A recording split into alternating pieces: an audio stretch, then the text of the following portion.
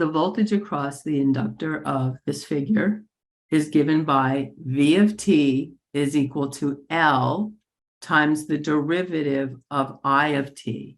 And I of t is the current. L they're giving us is 5 millihertz. And then we have I, which is given here. Both of these are a little bit difficult. So I'm going to show you how to do them. First, I want to determine the voltage. So I want to find for A, I want to find V of t.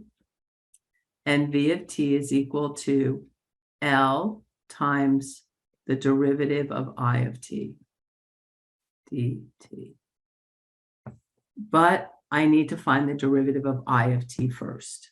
I have I of t is equal to 15, and you're going to have to get that formula from that sheet because this will be negative 150 e to the negative 150 t.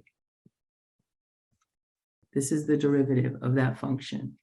We are also given that L is equal to 5 millihertz, which is the same as 5 times 10 to the minus 3 hertz.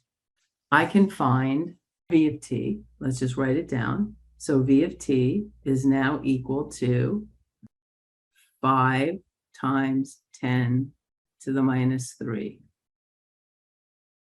That's our L times the derivative of I.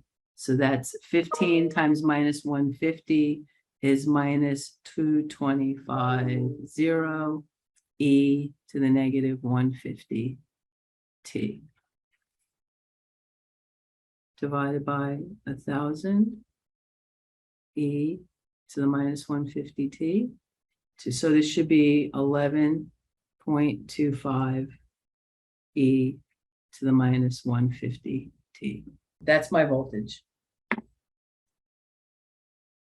Then it says determine the power. Let's kind of circle this up with my voltage. Well, I don't think I'll make a circle, but that's my voltage. I already know what my I is. My P of t is equal to my voltage, 11.25 e to the minus 150 t times I of t, which is 15 e to the minus 150 t. And that would be to the minus 300 t. If you don't know your exponent rules, remember b to the m times b to the n is equal to b to the m plus n. I just added those two, which gives me minus 300 t. That is my power. Find the maximum power. If I want to find the maximum power, I have to take the derivative of that. That gives me P prime of t. And it's going to equal 168.75 times minus 300 e to the minus 300 t.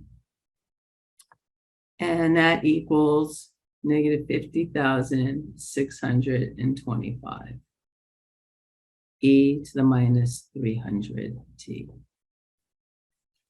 And what am I supposed to do when I take the derivative? The maximum and minimum always occur. Actually, let me draw a picture because I only showed you the maximum.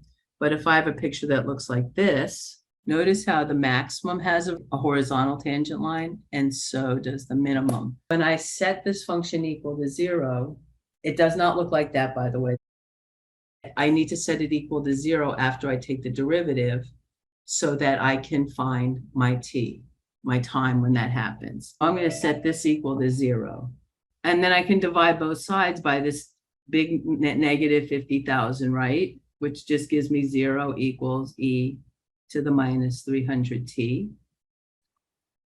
If I rewrite this as 1 over e to the positive 300t, then no matter what I do, definitely 1 over e to the 300t is never going to equal 0. Because no matter what number I put in for t, what's going to happen? I'm going to have a number, and I'm going to have 1 over that number. The bigger t gets, the smaller the fraction gets. As t approaches infinity,